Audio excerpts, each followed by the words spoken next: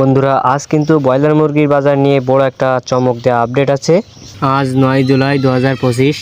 তো প্রতিদিনের মতো আজকেও হাজির হয়ে গেলাম বিভিন্ন মুরগির পাইকারি বাজার নিয়ে। আমার বন্ধুরা একটা কথা জানি রাখি, আমাদের চ্যানেলে প্রতিনিয়ত বাজার আপডেট এবং বাচ্চার দাম প্রতিদিনই দেওয়া হয়ে থাকে।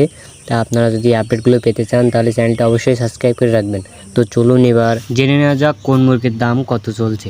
খামারি বন্ধুরা, সব মুরগির দামই কিন্তু বৃদ্ধির দিকে, তাই আপনারা অবশ্যই বাজার যাচাই বাছাই করে মুরগিগুলো বিক্রি করবেন যাদের রেডি মুরগি আছে।